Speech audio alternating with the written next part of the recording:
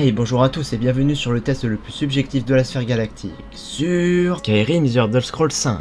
Un jeu développé par le studio Bethesda est sorti le 11 novembre 2011. Allez, sans plus attendre, si vous êtes ici pour vous fendre la poire, ou pour voir si ce jeu est une merde infâme, vous êtes au bon endroit.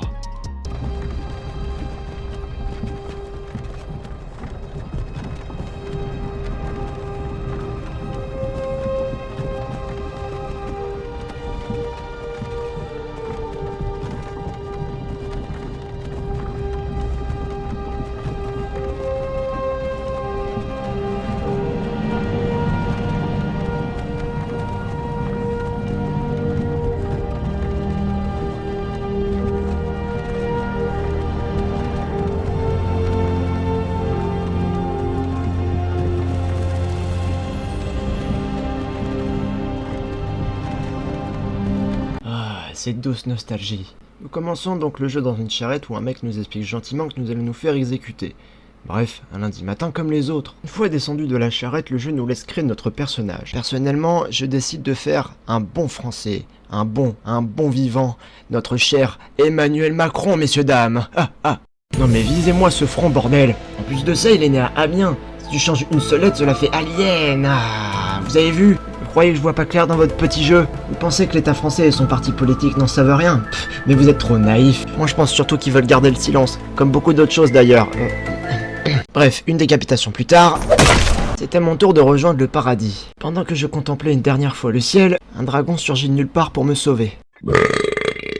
Sacré dragon, il a dû bien manger à la cantine. Une fois m'être assoupi une demi-seconde, je peux enfin m'enfuir avec le blondinet nommé Ralof. Arrivé au fort, j'ai le choix entre suivre Advar à gauche et Ralof à droite. Par réflexe, puisque je n'ai pas trop envie de me retrouver au goulag, je préfère suivre le fugitif. À l'intérieur, avec Ralof, nous trouvons un cadavre. En constatant que nous sommes seuls, Ralof décide de me défaire mes liens. Enfin, je peux utiliser mes deux mains afin de m'armer de ma longue et dure hache. Bon alors les petits coquins, vous avez pensé à autre chose? Bon... Après m'être équipé de son armure et de sa hache, je décide tout naturellement d'honorer son cadavre comme il se doit.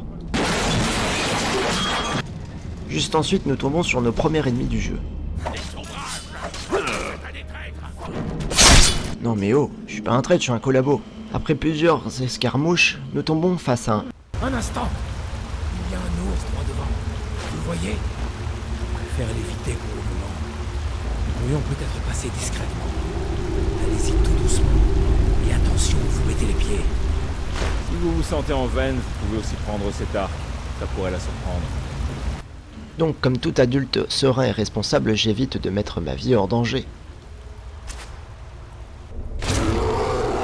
Vous m'avez pris pour qui, sérieux? Quelques mètres plus loin, nous apercevons enfin la sortie. Parce que c'était très long. Une fois à l'extérieur, l'aventure épique peut enfin commencer.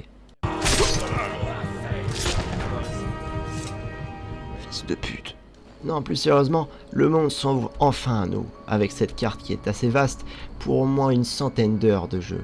Sur la carte, il y avait un point de quête, et c'est par ce village que je dois pénétrer. Comme quand je fais l'amour. J'arrive donc à Rivebois comme convenu pour aller parler à un PNJ. Elle se présente, elle me dit qu'elle est la sœur de Ralof, qu'elle a vu des dragons dans le ciel. J'y comprends rien, moi. Elle parlait normalement, il y a forcément un sous-entendu. Oui, bah je suis désolé, mais en 2025, c'est pas normal de aussi bien parler. Elle me disait donc d'aller avertir le Jarl de Blancherive, la ville la plus proche, pour avertir qu'un dragon attaquait. Une fois arrivé à la porte, Halte! La ville est fermée à cause des dragons. Mais je suis pas un dragon, je suis un reptilien. Vous savez pas faire la différence entre les deux? Non mais sans déconner, ils ont recruté où ces soldats? Au premier Rima? Oh là là, je te jure. En bref, après avoir rencontré le soldat le plus teubé du monde, j'arrive enfin à Fort Dragon, dans la maison du Jarl. Je lui raconte donc tout ce qui s'est passé, et en récompense, il me donne une armure. Par respect, je prends ce cher cadeau que mon cher Jarl m'a donné.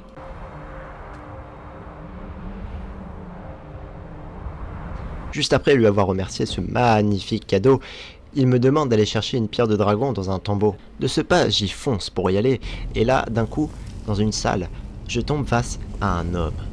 Wow, attention, il a l'air d'être occupé ce jeune homme. Attendons.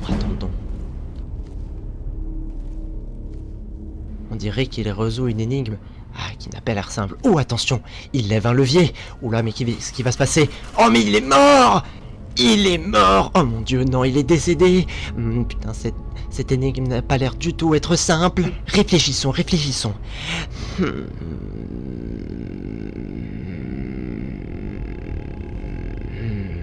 Un serpent. Ouais, très bien, d'accord. Un oiseau. Moi, je dirais plutôt baleine. Un autre serpent. Une baleine. Ah, les neurones chauffent. Ça n'a pas du tout à être simple pour lui. Oh mon dieu. Je dirais baleine, mange, oiseau.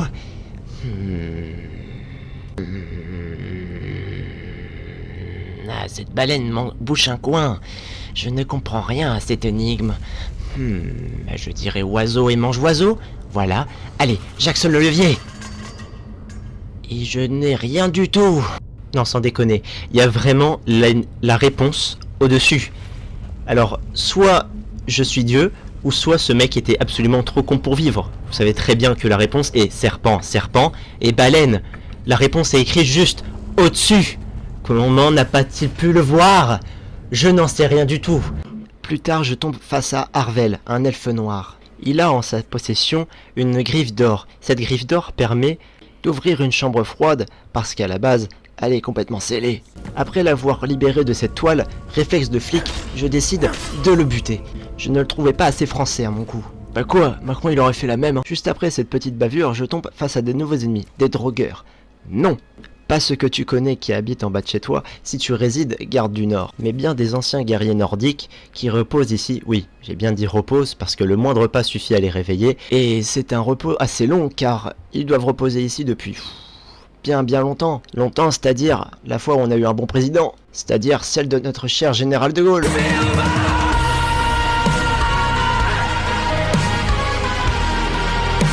Après avoir obtenu un cri de puissance, j'affronte enfin le boss. Enfin, affronter, je vais plutôt niquer sa mère. Une fois rentré au bercail, j'apprends qu'un dragon attaque une tour. Directement, j'accours à cette dernière. C'est mon moment, c'est maintenant. Ce n'est plus qu'un duel entre toi et moi. Viens là, sale vermine, je vais t'éradiquer.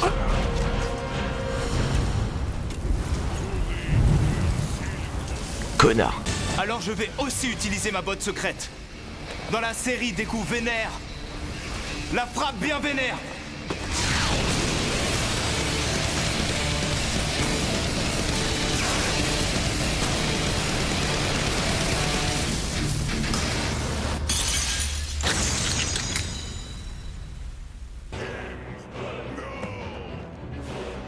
Merci Saitama. Une fois rentré, j'explique ce qui s'est passé au Jarl et il m'offre une femme.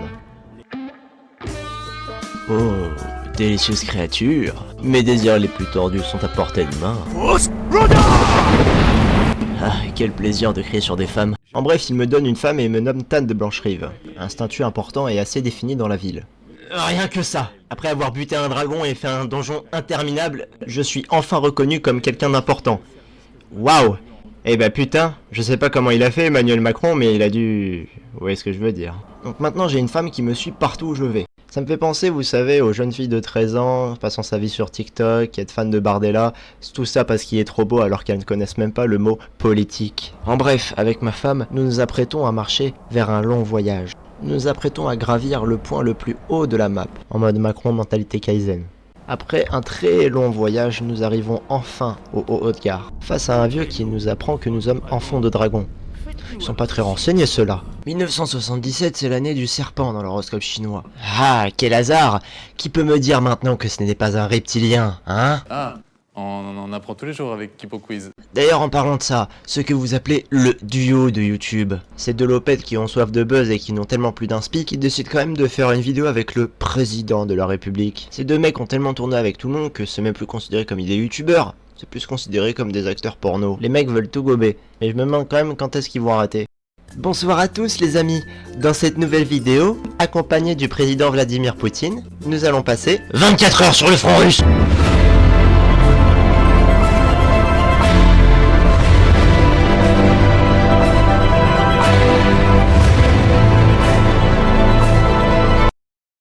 Bref, Il m'apprend que j'ai des pouvoirs, que je dois les apprendre, etc.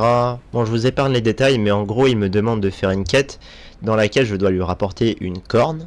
Et avec ce que je lui ai rapporté, il m'apprend mon dernier mot de mon pouvoir. Le cri principal, le déferlement, le Fusroda. Et avec ce cri qui est désormais complet, je peux enfin aller m'amuser dehors pour aller crier sur mes ennemis. À partir de là, l'aventure commence vraiment à être intéressante et marrante avec ce pouvoir. Bon, elle l'était déjà avant que je l'apprenne, mais c'est déjà un petit plus parce que ça fait un petit peu l'unanime du jeu. Si à un moment vous naviguez entre les divers quêtes et que cela ne dure éternellement, tournez-vous vers les quêtes des guildes. Il en existe 5 en tout. La guilde des mages, des guerriers, des assassins, des bardes, et la dernière, celle qui représente totalement notre cher président. Chose, alors top et là. Bienvenue à la guilde des voleurs. Oh oh, mais je vous en prie, cher monsieur. En bref, j'ai pu dire ce que j'avais à dire pour le moment, donc passons au point presse.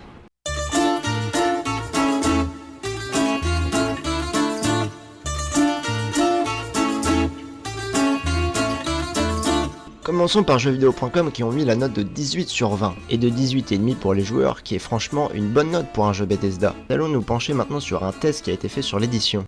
Une expérience toujours aussi formidable. Et oui Stromae, même après tout ce temps écoulé, c'est toujours aussi plaisant de s'aventurer dans ce gameplay aussi ouvert et aussi rempli, et de faire les quêtes dans l'ordre qu'on l'on souhaite. Un remaster de qualité offrant de très jolis effets. Ouais, enfin franchement je vois pas trop la différence personnellement. Allez, concentrons-nous plutôt sur les côtés négatifs. Une sélection de modes plutôt limitée. Oui, il est vrai que dans la partie mode du jeu, il n'y a pas beaucoup de choix. Je suis un joueur vanilla, bon après c'est sûr qu'il y a quelques modes qui valent le détour, mais en bref je m'en fous un petit peu. Certains aspects du jeu restent datés. Là je vois pas trop où il veut en venir, parce que pour un jeu qui est sorti il y a 14 ans, je le trouve déjà assez infini comme ça. Par exemple dans la confrérie noire, la première fois que nous rencontrons Astrid, elle nous demande de tuer l'une des 3 personnes qui se présentent dans cette pièce. Alors qu'on peut tout simplement la buter. Après tout ce temps de jeu, je ne savais même pas qu'elle existait. Des bugs encore présents 5 ans après la sortie. Ça, des bugs, oui, j'en ai eu assez souvent. Mais ça va, ça n'a pas non plus fait cracher mes parties. C'était surtout assez drôle. Mais bon, ça va, moi j'ai pas à me plaindre. Cela me permet de monter mes vidéos. Personnellement, c'est toujours plaisant de voir mon personnage bugger un petit peu. Prix de vente élevé à 60 €. Alors le prix ça reste un débat, car la plupart des jeux sortis en 2016, comme Dark Souls, FIFA ou Black Ops 3, avec leur DLC coûtaient entre 75 et 100 €. Après c'est vrai que l'édition spéciale de Skyrim est une réédition. Ils voulaient simplement, je pense, revenir sur le marché. Après il est vrai que ça reste assez mitigé quand même. Passons maintenant sur Metacritic, qui ont mis la note de 96 pour Xbox, 92 sur PS3, 94 sur PC et une note finale de 8 sur 6. Vous voyez à quel point ce jeu est gargantuesque. De mon côté, après avoir marché des heures, accompli plein de tombeaux et de grottes, avoir vaincu des milliers d'ennemis, c'est fou toujours à quel point j'aime ce jeu. Je l'ai découvert par mon grand frère quand je n'avais encore 8 ou 9 ans. Après tout ce chemin parcouru et toute cette vie traversée, mon avis du petit que j'étais il y a 11 ans n'a toujours pas bougé. Il m'a comme émerveillé, même toujours encore actuellement. C'est mon jeu vidéo préféré. Sur 20 ! Merci d'avoir regardé la vidéo, n'hésitez pas à partager, cela fait toujours plaisir, et de vous abonner, cela me fera encore plus plaisir. Je vous fais de gros bisous, et je vais vous passer un petit enculé. Allez, à toi maintenant, pauvre merde. Salut, pardon. Alors, je me nomme Crépuscule, et je vous souhaite la bienvenue sur ma chaîne. J'espère que cette petite vidéo parodique de Chechounet vous aura plu. Ne m'attaque pas, Chechounet, s'il te plaît. Je voulais juste imiter quelqu'un. J'ai pas trouvé mieux comme vidéo d'intro sur la chaîne YouTube, mais bon, au moins ça en fait une. Je pense peut-être prochainement parler de cinéma, peut-être de jeux vidéo, de sport peut-être, je ne sais pas encore. En bref, c'était juste une petite vidéo pour introduire cette chaîne YouTube. Quant à moi, je vous souhaite à tous et à toutes de prendre soin de vous, et j'espère vous revoir prochainement. Allez, salut à tous.